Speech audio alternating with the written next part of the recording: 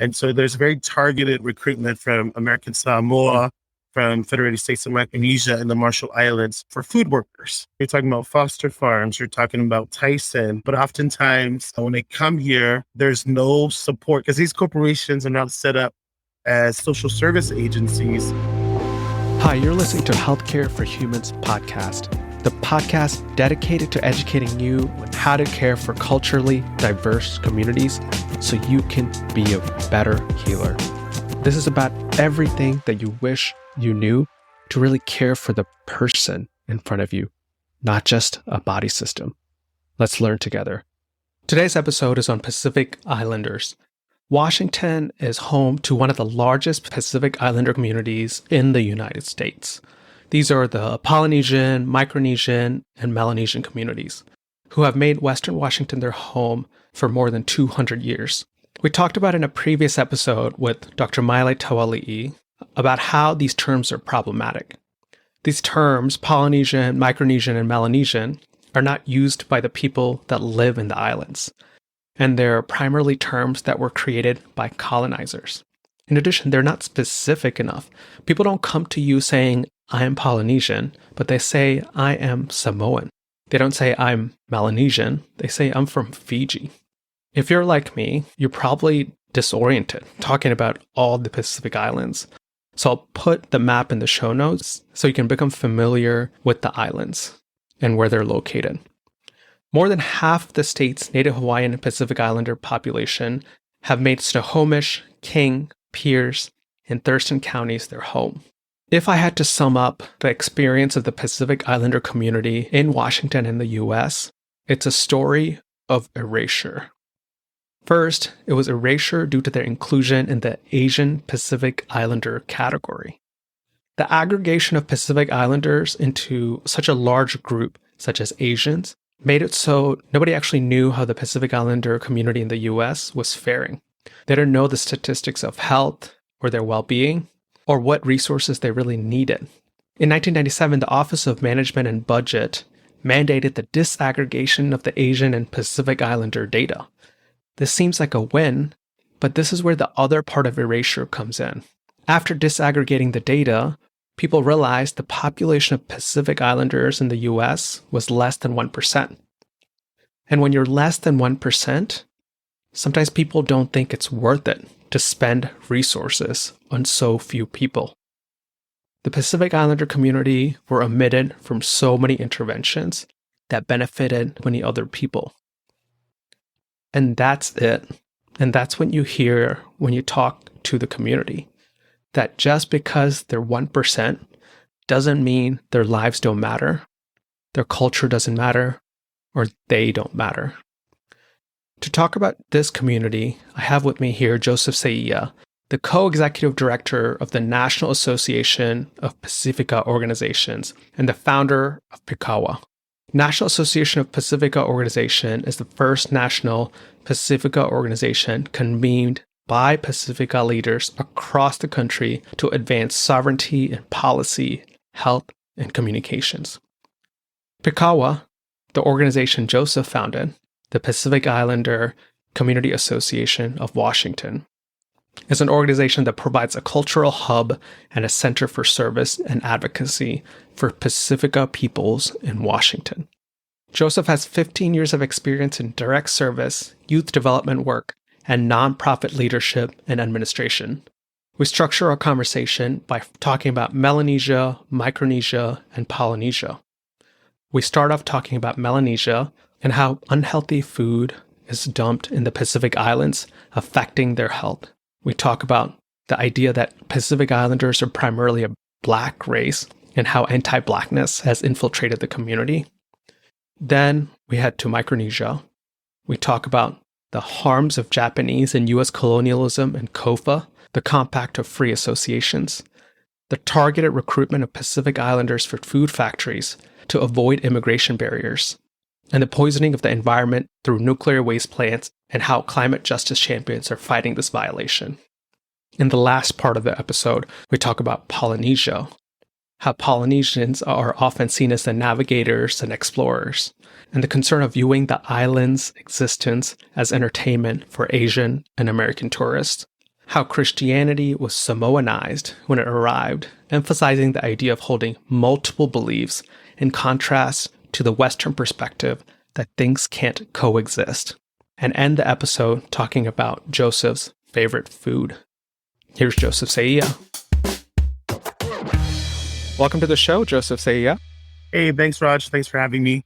I know we were just talking about this, but I wanted to talk about just your story. How did you end up here in Coast Salish territory doing the work you're doing? Yeah.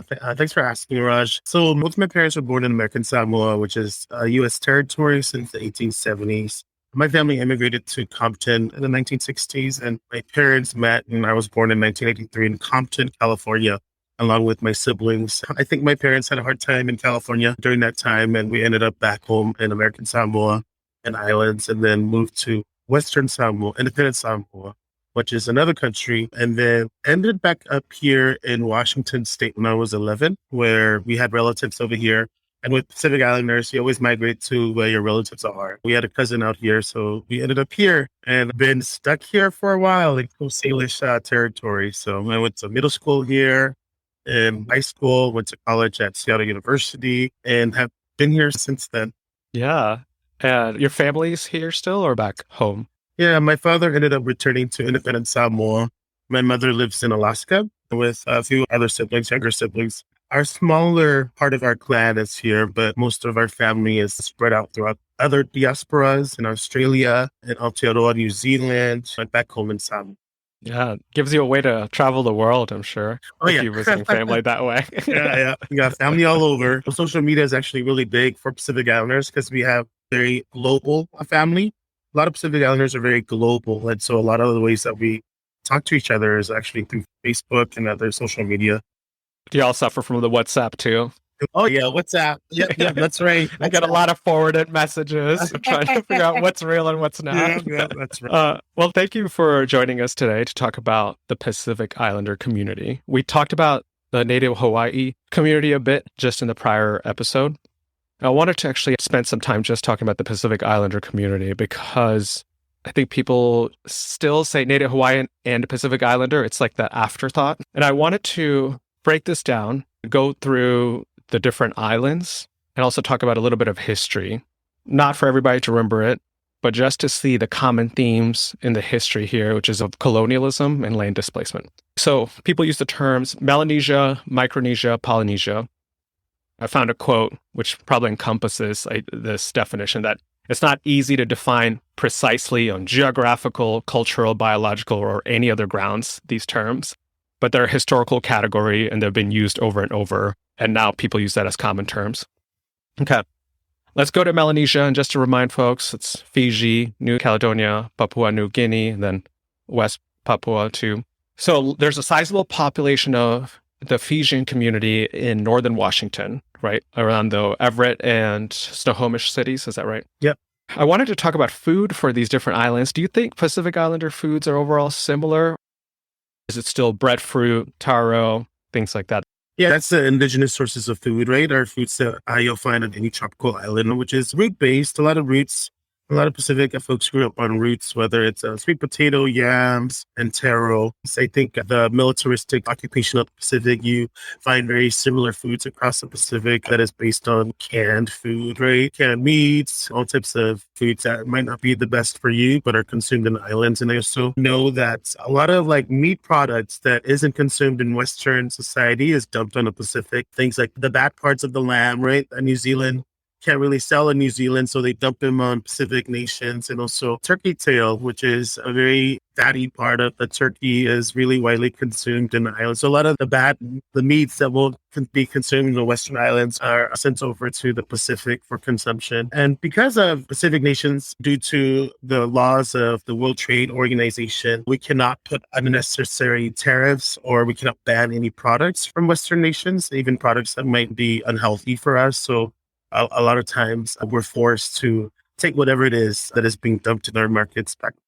Yeah. Yeah. And I think it affects the economic life there too. If you flood the market with cheap, unwanted meat, it's going to change what's available and what people are able to afford to. That's right. Yeah. We saw the impacts of colonialism through the dumping of food on the Pacific nations in jumps in rates of diabetes. A lot of the diseases were not in existence in the Pacific in the 1900s. And then you saw within 2 decades, for the first time, diabetes up to 50% in most of the island nations. And that was a direct impact of how Western foods has really destroyed the health of Pacific peoples. Yeah, yeah. Now that we're getting into it, I think it's a good time to highlight the facets of racism that happen when we talk about the community being obese, having diabetes, and it's because of their behavior or the choices they make.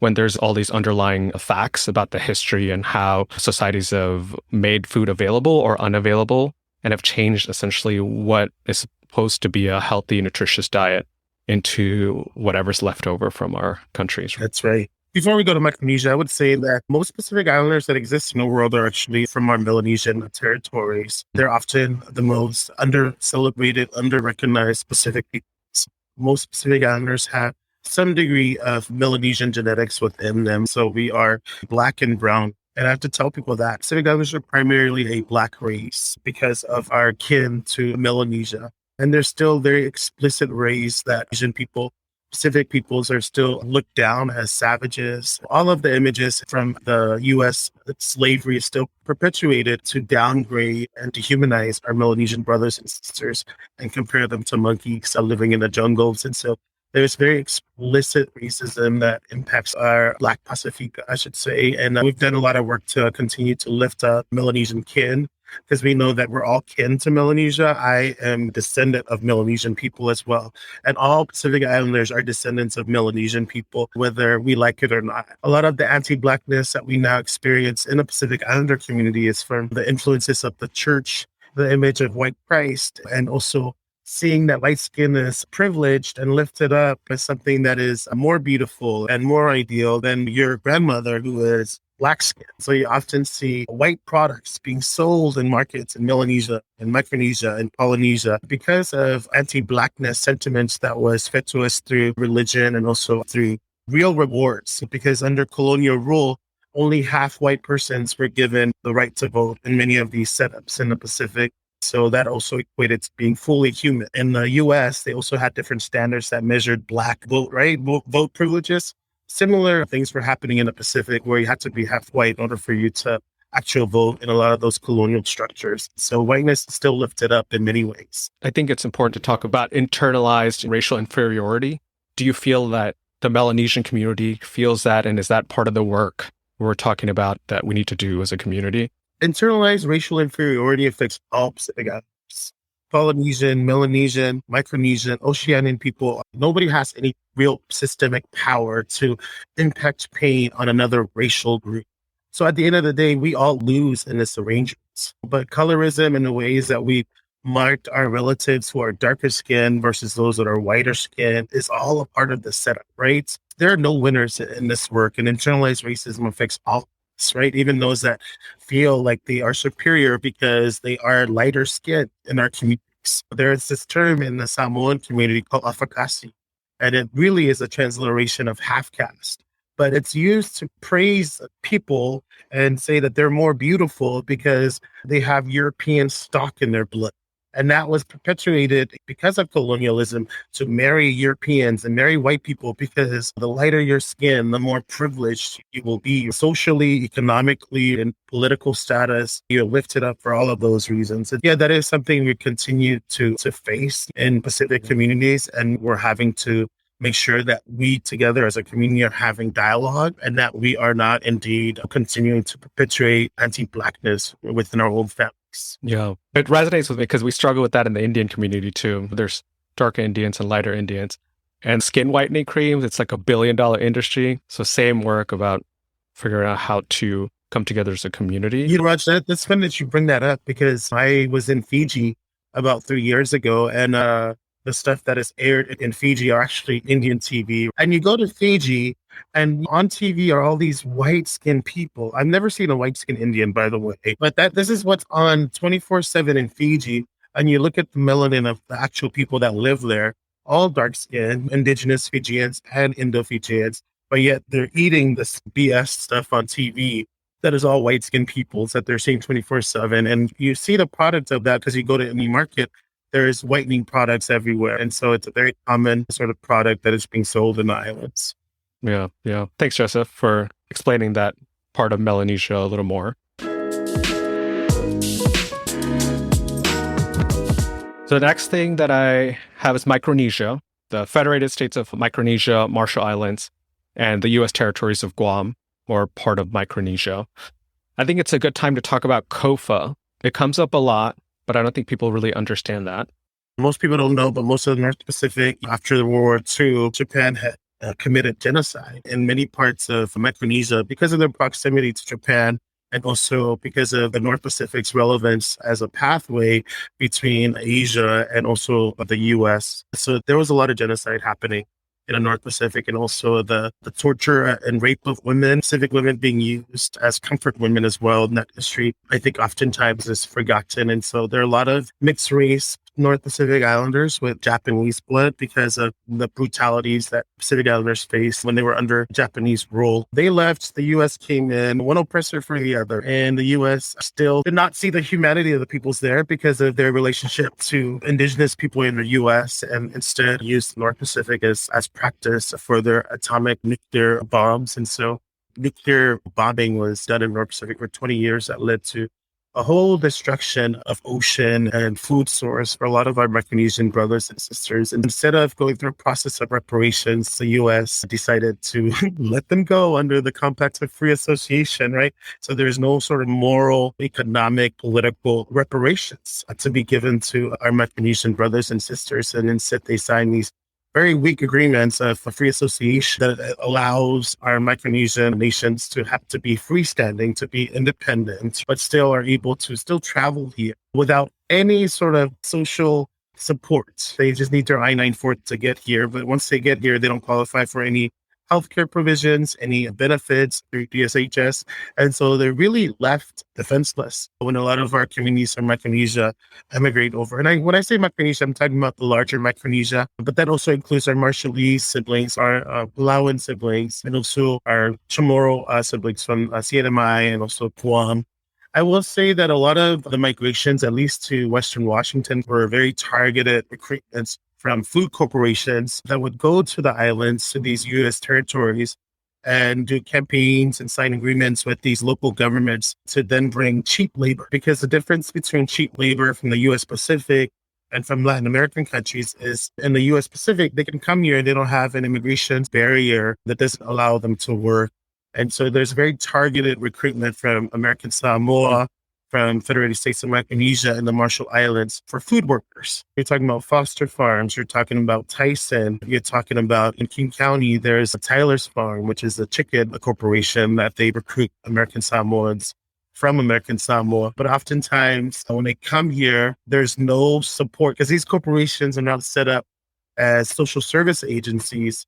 So our peoples are left on their own. And majority of who we work with are a lot of our folks that have been recruited for the food industry that are now living here and are needing the extra supports. Yeah. I think it's also important to highlight that this is part of US's history of broken promises and pacts, because I think they were supposed to get the benefits in the original Compact of Free Association, COFA, but in 1996, during the welfare reform, they removed all federal benefits, including Medicaid, for anybody in the COFA region. Think about the consequences of that, especially in the pandemic of accessing insurance and things like that. With COFA, part of the agreement was the ability to test nuclear weapons there. It was like, you get to come to America for free, but we also get to test nuclear weapons, especially in the Marshall Islands. There's actually an island, Bikini Atoll, where Native people can't even go back there because it's so contaminated right now. Yeah, it's disgusting. People don't know about the history of how the islands were essentially messed over by the U.S. And they're still in the Marshall Islands. They do house nuclear waste plants that is now poisoning the ocean. And that is a huge concern for Pacific peoples. Because if you look at the work of climate justice champions, it's Pacific Islanders that have suffered under the environmental racism that we've experienced from Western and Asian nations, Eastern Asian nations. They will continue to be at the fore of fighting for the dignity of our oceans, our mountains, of clean water. And that is something that needs to be at the fore of all of our minds as Pacific peoples, that there is this nuclear waste plant in the Marshall Islands that continues to poison our ocean. And something has to be done to fix it. It's the reason why Palau went off and signed their own agreements outside of the agreements with the Federated States of Micronesia, because the nation of Palau are very powerful environmentalists because they have still retained their indigenous culture. And in their indigenous culture, the stewardship of earth and water and everything around them is still very high. And you see our Palauans be the champions of protecting their waters. As a matter of fact, they have a whole marine force where if they see any Asian boats that is coming to basically use really unhealthy fishing practices, they'll capture those boats, take the people on, burn the boat. And that is their message to a lot of our Asian nations. You cannot come in and rape and pillage our oceans. I think that's something that is okay. I really respect our Palauan people for the work that they continue to do on behalf of our ocean family. They also modeled for us what it means to really check capitalism, because there was a time and place where there were too many trips to Palau, and government people assessed that it was actually negatively impacting the environment. And so they decided to do tourism differently, where they basically were only flying in rich people and way less people to come in and do the tourism and stuff in Palau. And they've seen their environment actually recover within 10 years. So there's a way to do capitalism that actually is preserving the natural resources around you. I feel like I got to have an episode just about the Palauans here. Yeah, they're pretty cool. Palau is pretty cool. For the Marshallese communities, there's a big community in Spokane, right? Yeah, we have a lot of food factories that are located in Spokane. And also we have some of the food farms too in Southwest Washington that has been recruiting our Chukis brothers and sisters. So you see a high population of our Chuki siblings in Vancouver and Cowlitz, where Foster Farms is at. And then here in King County, Tyler Farms recruits directly from American Samoans. So a lot of our newer U.S. Pacific relatives that are here are really here because of that direct recruit. And then once they're here, then they bring their relatives, right? Yeah. Okay.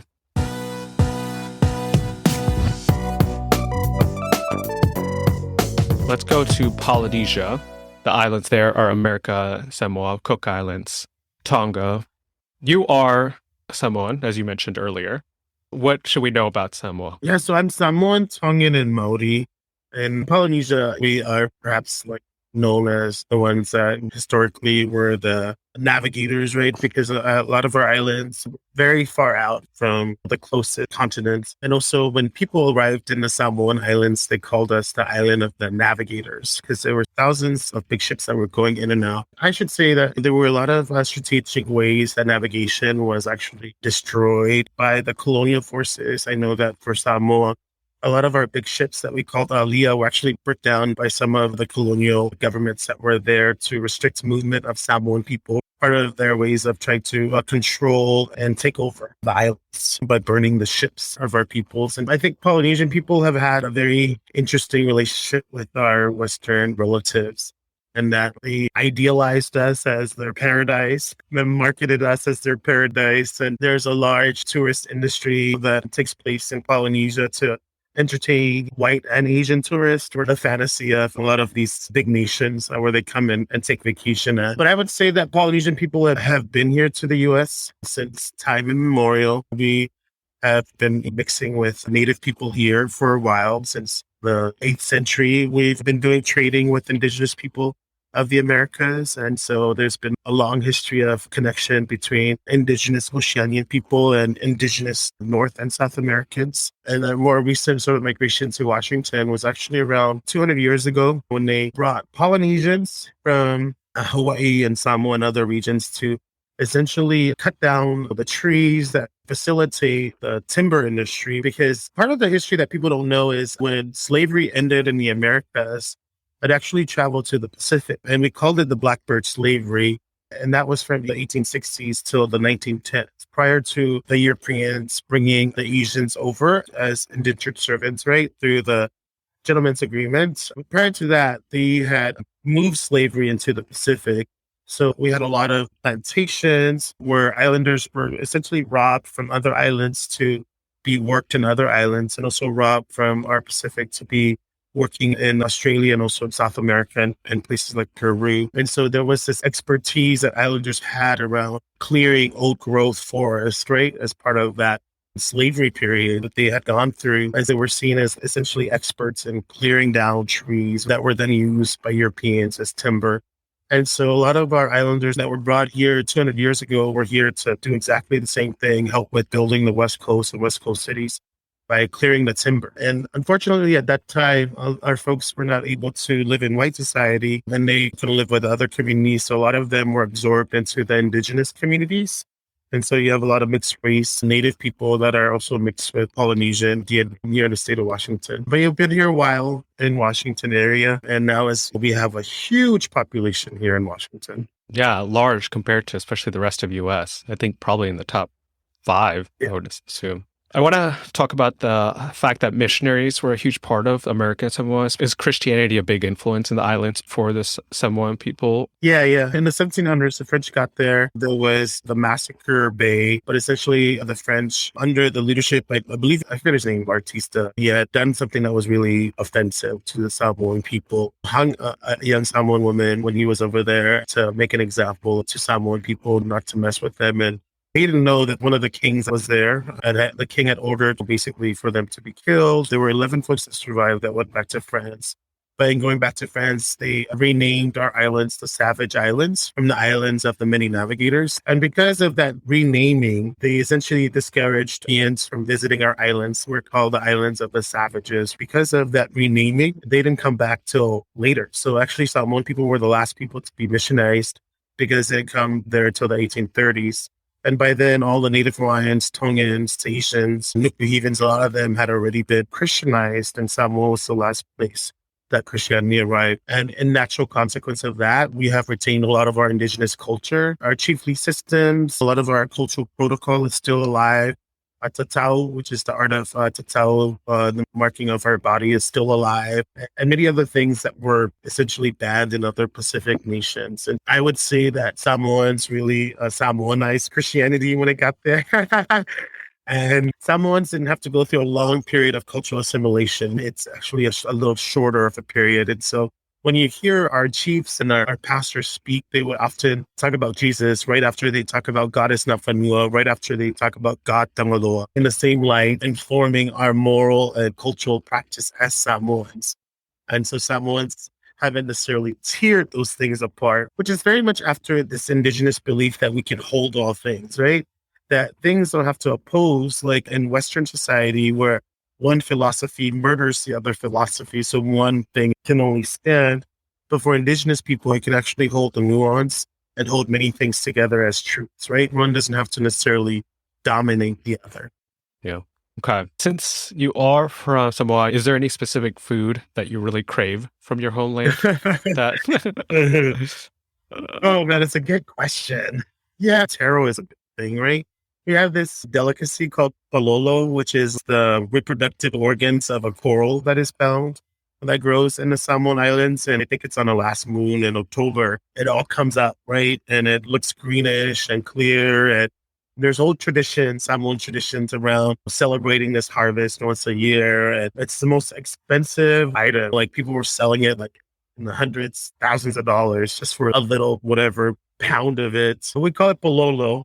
And I would say every Samoan that grew up in the Samoan Islands would pay like gold to get some palolo in there. Yeah, it doesn't look the most appetizing because they look like worms. Yeah, but we love it. Thanks for joining me, Raj Sundar, in this episode of the Healthcare for Humans podcast. Hope you enjoyed today's episode.